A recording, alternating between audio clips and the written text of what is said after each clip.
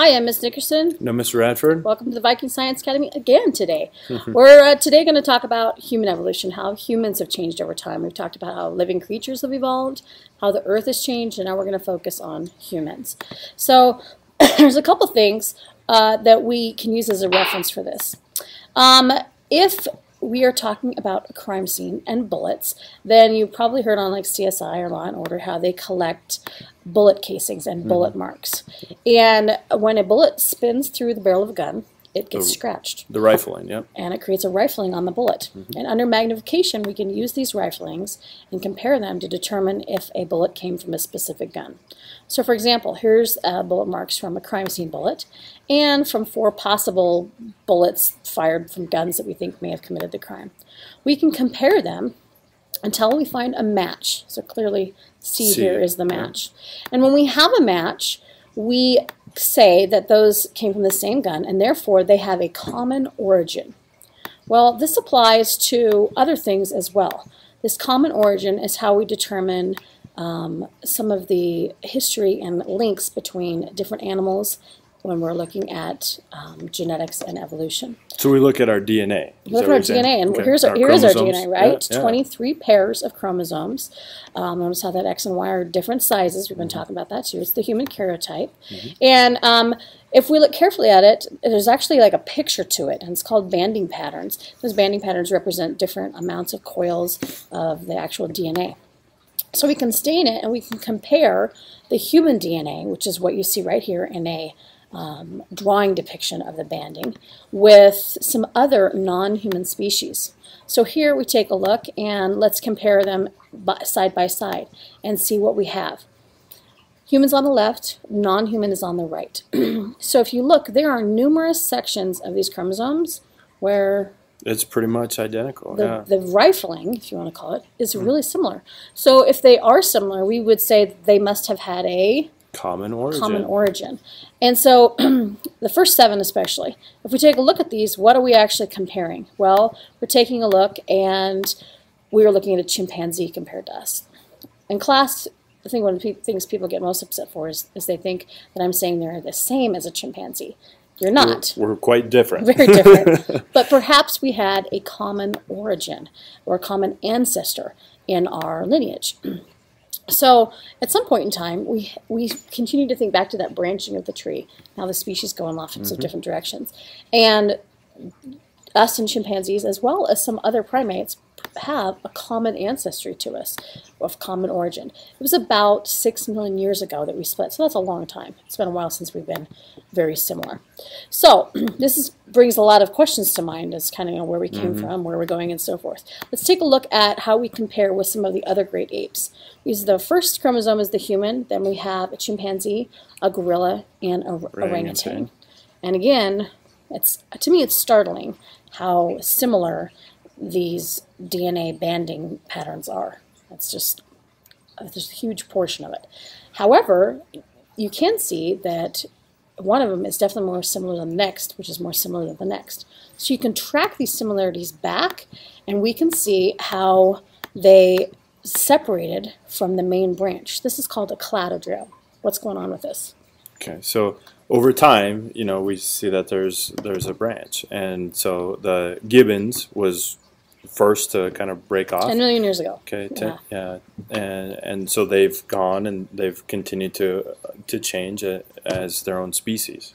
And the closer to us that they broke off, the more similar we are, right? And then the further back there are the least similarities we have in there. We don't just look at DNA banding patterns. That would be just just looking at a picture. They look at all kinds of things, from anatomy to fossil records, the proteins that make up our cells, all kinds of things. And if you look at it, time after time again, we see that same cladogram pattern, the same order of branching when you look at multiple different evidence of this branching out. So here's just a couple examples. Albumin proteins and DNA hybridization. They are similar. All right, so we get this imagery. There are some things that have remained similar through all that time. Only us and apes have these characteristics. So what's bipedalism? Bipedalism means I walk on two feet or Okay. two structures. And really us and apes are the only organisms that do that as our habit. And the palate domed? So that's the top of the inside of your mouth. Gotcha. Most other animals have a flat palate, and we have an arched inside the roof of our mouth. Cranial capacity is a huge one. It's Yeah. some of the largest brains out there. And then there's a whole other list here. So we're looking for similarities. As we spoke here, here's some Teeth, pictures, bones, very similar bone structure. And so we can probably conclude that chimps are closer to us in all these features than they actually are to gorillas. They branched nearer to us than they did to gorillas. We're closer to a chimpanzee than a zebra is to a horse. So, some people even say we should be in the same genus and species. So we have to go back, like way back. So we're going back to when we see the rise of the first mammals, and this is always kind of upsetting in class. I tell people, you didn't come from an ape. Came from a rat. What? We came from rats? Well, you came from a small mammal that, in my opinion, kind of represents a rat. It's called the proconsul.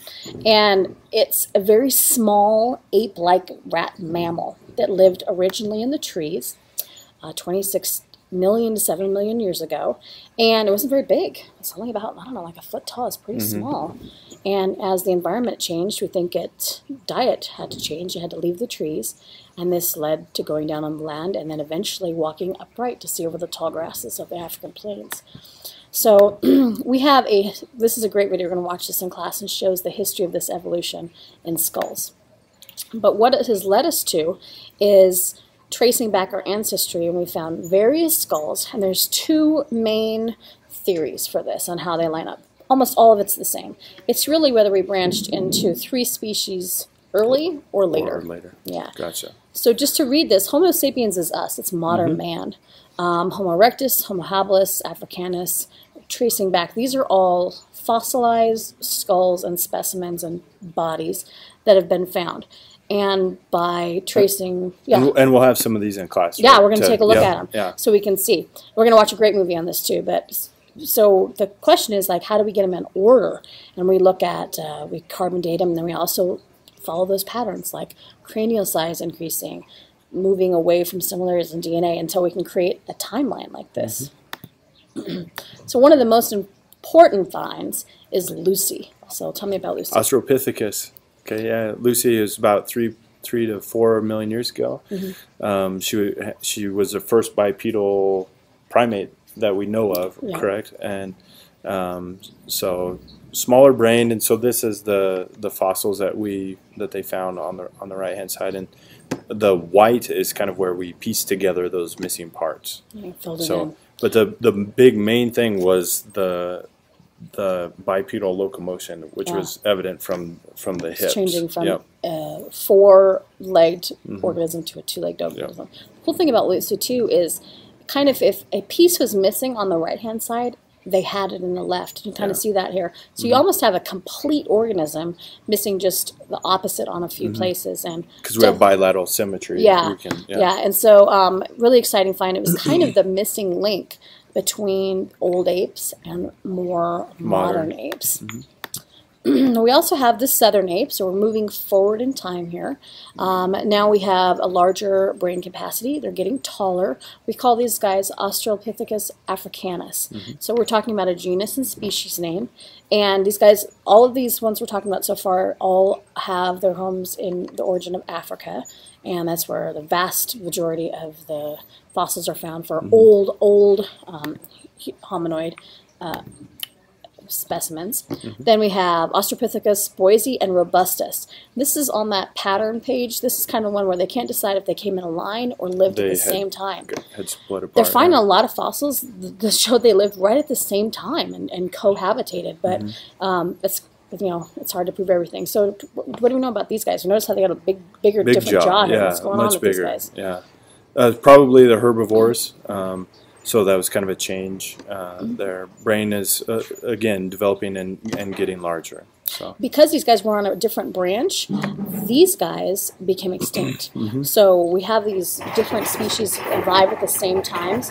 Hey, can you come back in a second? We're recording a video. You're okay. It's okay. All right. Thank you. We're almost done.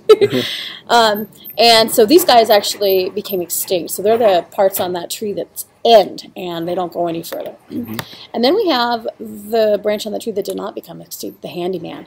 So what do we find Homo with habilis. Homo habilis? Yeah. So we start seeing tools here. Yeah. Rounded foreheads. We're getting a little bit taller, 3 to 4 foot. Yeah. And these were 8 meat, so probably more omnivore-ish. Yep. They ate meat raw, but they did consume meat. So we know they were either scavengers or they did some primitive hunting, and found with those tools, like you said. And then, oops, I went the wrong way. There we go. And then we're into Homo erectus.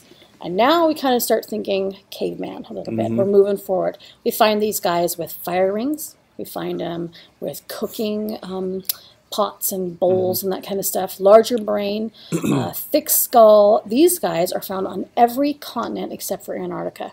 So we know that these guys helped populate. They were adventurers. They moved, big populations, and they moved all over the place. And then we also have an interesting one to talk about, Neanderthals. Oh, there we go. Neanderthals. So what is... Just a second. I know we're clicking the picture. Yeah. Going on with Neanderthals. We've got these guys found mostly in Europe and kind of Western Asia.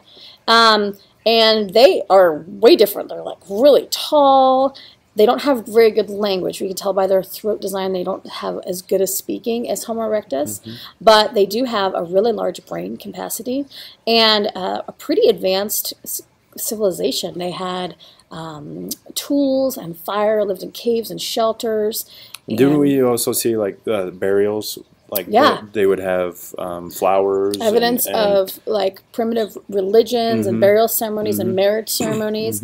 And then we see that they just disappeared, and we're not really sure why they disappeared. The question is, did they merge with Homo erectus and create one species because their genes were so similar they could cross-mate? Did something like a disease wipe them out, or was there actually some type of kind of war between Homo erectus and Neanderthal that wiped him out? I think a war is pretty unlikely in battling. I mean, I think, but I think it's more likely that we merge those two. There's a lot of evidence now that shows that some people, when you look at their DNA, there's some interesting patterns to that, and we can kind of maybe trace Neanderthal on that. But for whatever reason, their strong DNA line disappeared, and Homo erectus is the one who survived and moved forward.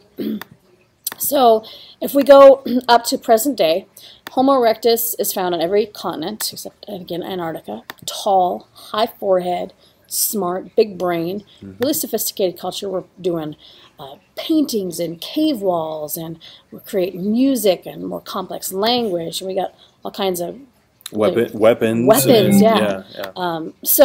we call these Cro-Magnons modern man, named after a specimen that was found in a cave in Europe. So Cro-Magnon compared to Neanderthal, you can see there's some difference in their skull features, but Cro-Magnon basically brought about kind of modern civilization in terms of their creative thinking processes, and that's what led to a lot of like the cave drawings and that kind of stuff. We know the Cro-Magnon lived during the time of mammoths and saber-toothed tigers, and eventually evolved into Homo sapiens, which is us. So here we can go again to that kind of lineage on the tree. We can see how Robustus and Boisei were gone. They're extinct. Yeah, about 1 million years ago, and only Homo sapiens continues. So